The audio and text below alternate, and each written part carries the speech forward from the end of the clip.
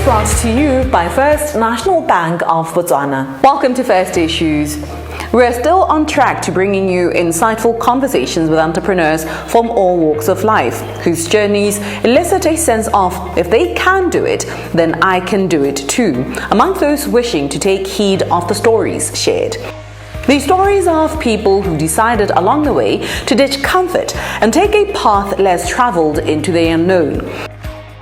It is there that they met themselves in how they tackle crippling challenges, demotivating circumstances, and mammoth hurdles. In spite of it all, they still believe in their hopes and dreams of becoming notable change makers. Tonight, our guest is Macdonald Moatswi, Chief Digital Technology Officer at The Wire Tech.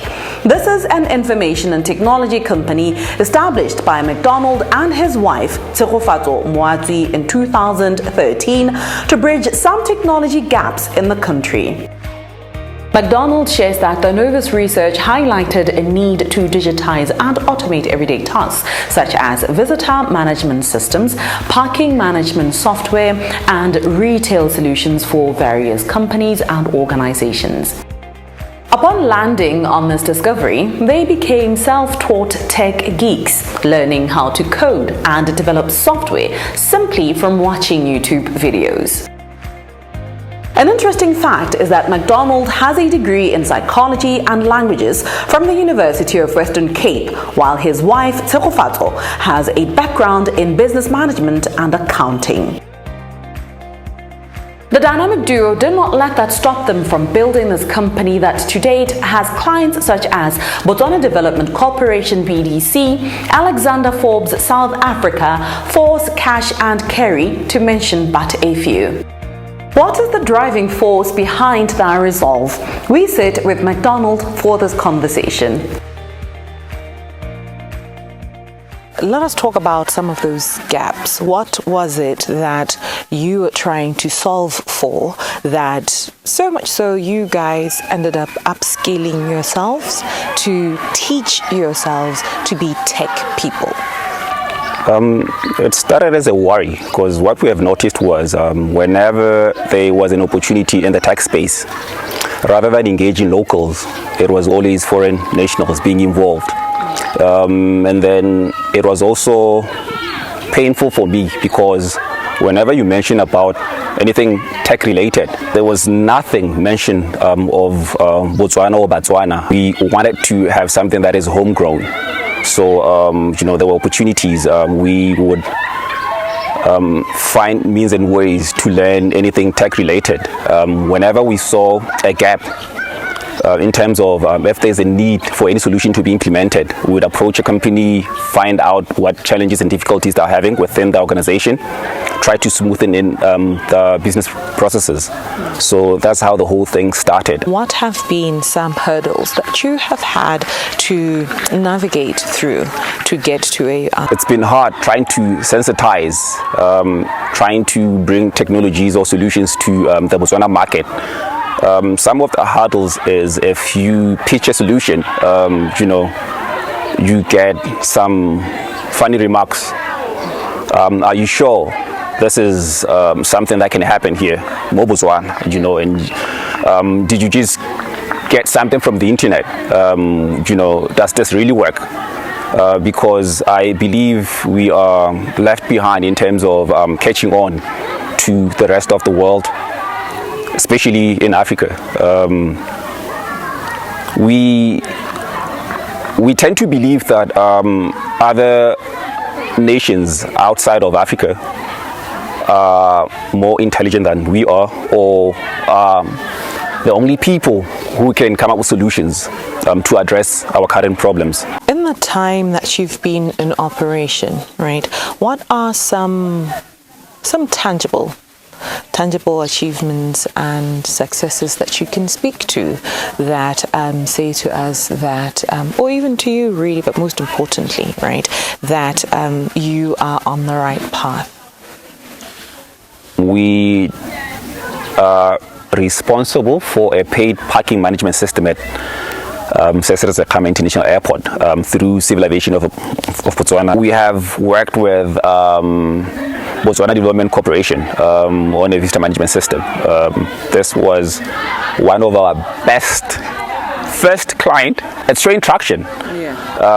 If such organization can trust you to do something for them, to come up with a solution. We have Alexander Forbes.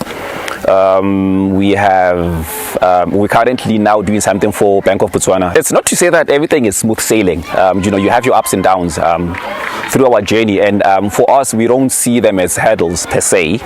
It's an opportunity to revisit your steps and see where you need to correct yourself. Where are you projecting the growth of the business for the next 5-10 years, or even longer periods than that? We see ourselves going beyond just servicing the Botswana market. We see ourselves also making a name for Botswana. We like networking, we like partnering, and we like collaborating with other people, because it's not all about making profit. It's all about getting a chance to do something impactful. We're looking to be part of other entrepreneurs in the tech space and elsewhere to help not only Botswana but Africans to come up with solutions that are African made for Africans rather than waiting for other people. You never know where life could take you though. It's just all about having passion and dedication. You do not need to be an expert to be an entrepreneur. In the wise words of Macdonald Moatswi at the Wire Tech, the first step is always to just start. With that, see you shortly.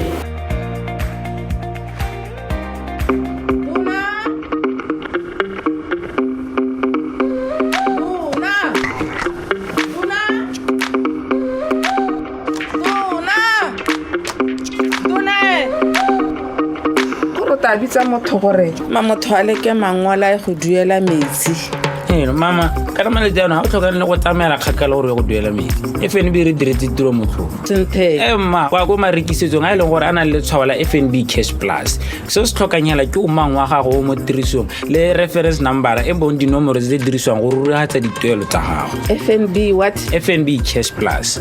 Madonna Makante ke mo ntse samplele ka mananeo a FNB ya Cash Plus. La, ha re le nna ke gone go utang ka dona. Ebile ke be ke sa dumele. Deposit cash and coins, withdraw from e-wallet, make cardless cash withdrawals, buy prepaid airtime and electricity, pay bills such as water, electricity and many more. FNB. Dona. Nyawa ene ke ra sa thare.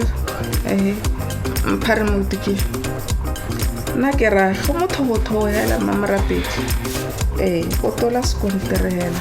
O bua go se mosong wa go duela se mosong. Manane wa FNB Cash Plus. FNB, how can we help you?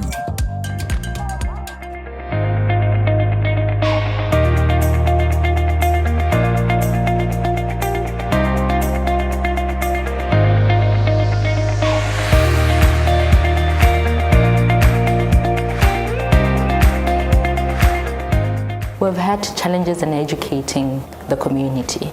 A lot of people just take drones as drones for photograph. They use it for photography and videography, and that's what they know. That's all. But drones can actually help people a lot. You can use them in agriculture. You can use them in construction. You can use them in military, in security, and a whole lot of things, in the mines and everything. Welcome back to First Issues. We do not take it lightly that entrepreneurship requires quite a brave heart, because anything can happen in the blink of an eye, and it so seems that what you've been working so hard for never even existed. There are challenges to navigate, pain points to master, and blows to dodge each and every single day. This is the segment of the program where we talk to entrepreneurs about their own challenges and how they were able to navigate them. Marang Mbaakanyi, Director of Drones for Africa, an aerospace company that sells and maintains drones, operating right in the heart of Gaborone at the CBD, is our guest this evening.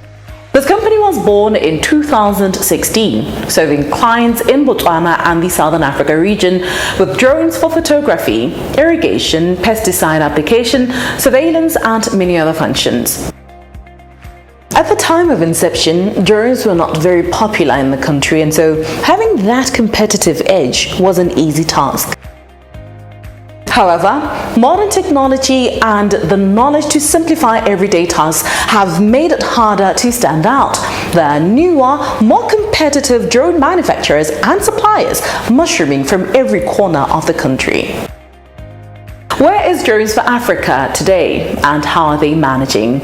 Our conversation is with Marang Mbaakanyi, Director of Drones for Africa. When I grew up, I loved fixing things in the house, you know. I would go around and just explore. And the good part is my parents allowed me to just explore and see what's going on. I mean, so I'd open up a remote control for the TV and move some parts and then put them again and then check if it's working. And I started developing the love to an extent that when I was 12 years old, I was already fixing each and every electronic in the house. Eventually, I got introduced to, you know, computers at school, and I thought, okay, I love this thing and I'd want to venture in it, and I decided to do my degree, undergrad in computer systems engineering, and I went on and did my master's in computer science. And when I was selecting my research topic, my lecturer just came to me and said, you know, consider doing drones. And then I realized that drones are expensive, and I decided to, you know, save up. I used to sew clothes, I used to work as a teaching assistant and be used, and I worked also at B3. So I saved up, and 2022 I left everything that I was doing in December, and I started Drones for Africa. Well, that was such a huge leap. But then now we are seeing mushrooming of companies that do what you do, supplying and maybe even manufacturing drones. So that in itself could be seen as a challenge, and that is competition, right? So besides competition being a challenge of yours, what other challenges have you had to encounter on this journey? Let me start off by saying, generally, I don't see the people that you see as competition. The reason being that right now we have a training center where we're trying to train people to be drone pilots. And at the same time, we're trying to educate and enable those people to be entrepreneurs. So if maybe you come for training and you don't have a drone, the fact that we've trained you, we borrow you, we rent out our drones to you so that you feed yourself, so that you help yourself.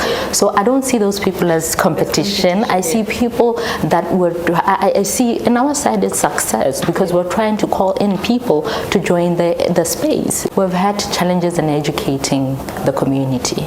A lot of people just take drones as drones for photograph. They use it for, you know, photography and videography, and that's what they know, that's all. But drones can actually help people a lot. You know, you can use them in agriculture, you can use them in construction, you can use them in military, in security, and a whole lot of things, in the mines and everything.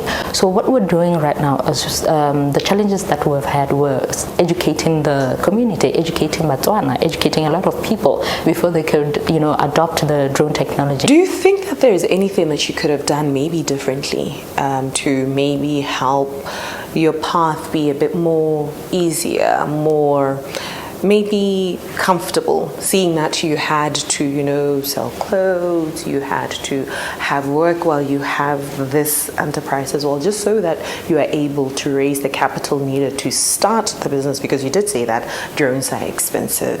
I think looking back, I feel I could have invested a lot in strategic partnerships and mentorship networks, because a lot of things that we're doing now is made easier and enabled by the strategic partners that we have.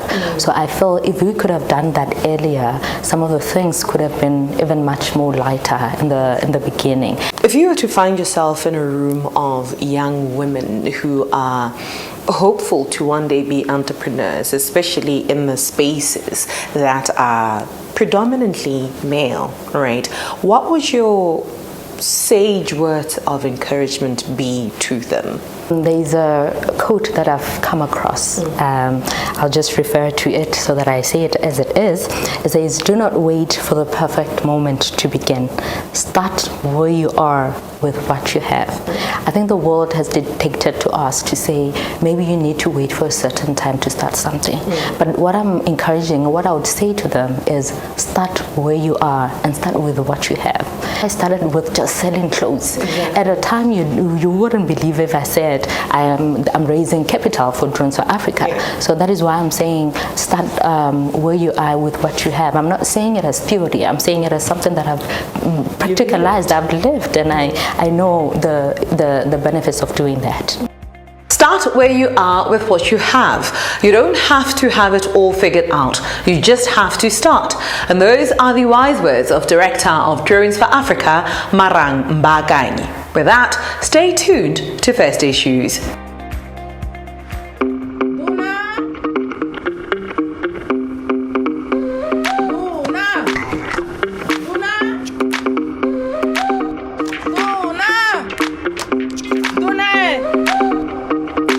ta bitsa motho gore motho a leke mangwala go duela metsi.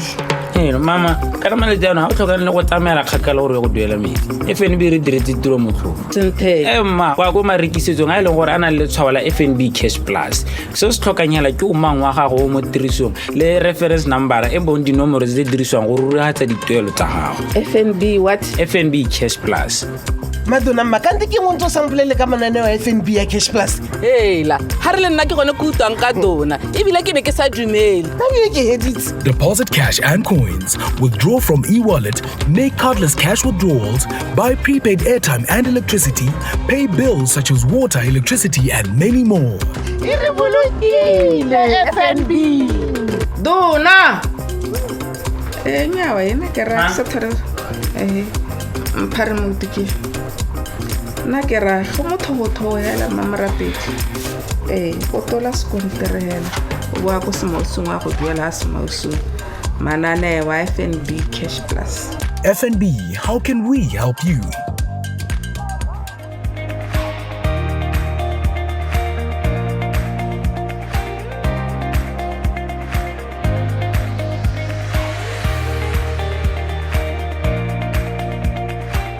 Welcome back to First Issues.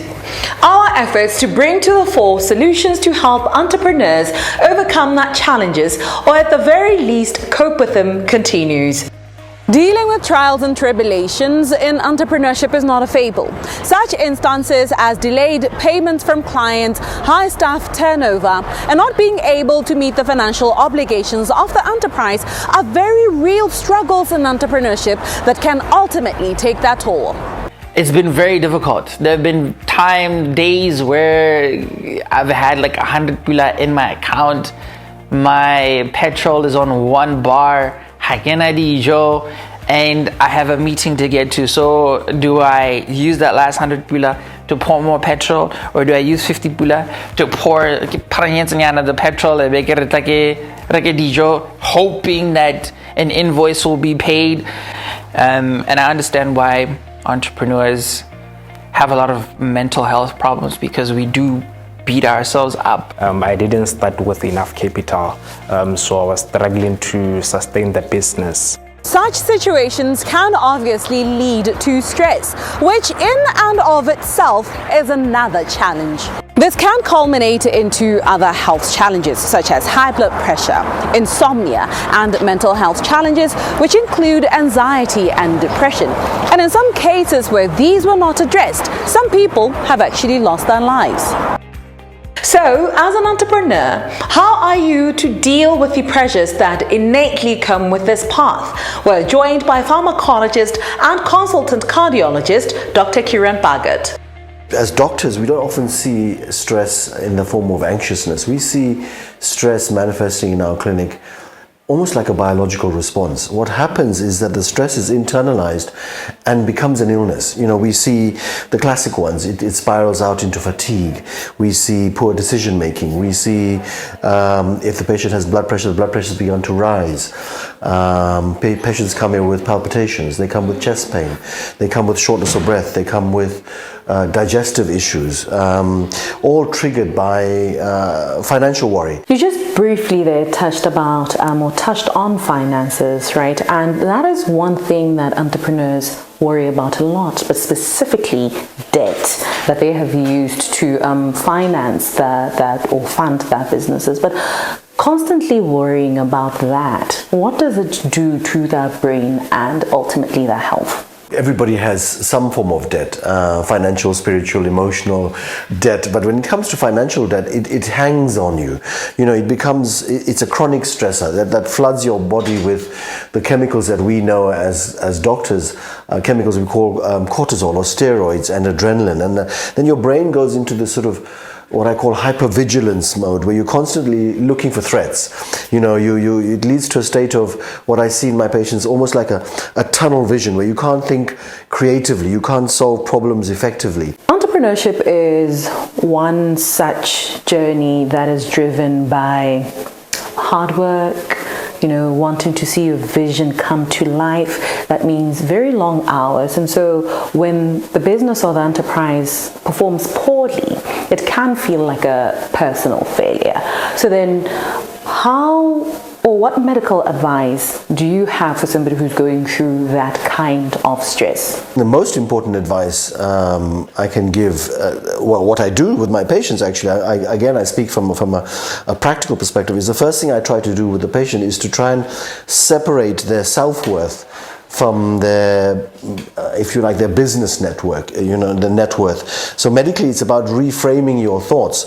And as a doctor, we tell them to practice almost a mindfulness, you know, that almost like rephrasing that, you know, when you find yourself thinking I'm a failure, try to rephrase it as the business is a problem that I need to solve, so that you shift the personal emotional burden. Unpaid invoices are also a contributing factor when it comes to the kind of stresses that entrepreneurs go through, like delayed payments. You know, you'd send a client your invoice and it may take forever to deal with that. So then it can lead to some level of anxiety. Medically, how do you tell a patient to handle that? You remember, I'm not a businessman, but I unpaid invoices, I'm sure, are a major source of financial stress, particularly, you know, with the stresses we're going through currently with our economy. I think the anxiety of unpaid invoices from a medical perspective or from a psychological perspective leads to a sense of powerlessness. Mm-hmm. You know, to combat this, I often recommend, again, taking back a sense of control. You know, create a system, I guess, where there's a process of following up, in this case invoices. You know, for example, have a set day in each week where you're making calls and you're sending, you know, reminders. Prioritize which are the big debts and the small debts. A much more action orientated approach can reduce the biological, physiological stress response. Because what happens when you're overwhelmed by this debt of unpaid invoices is you just continually worry, you know, and there's no action. You're beset, and you've got your, for want of a better word, you've got your nappy in a knot. There's no reward for being overworked with no rest except developing physical manifestations of stress. As Dr. Bagat suggests, to be able to enjoy the fruits of your hard labor, take a break every so often to recoup and recalibrate. We hope you found tonight's installment informative and hope to see you again next time. Till then, good night.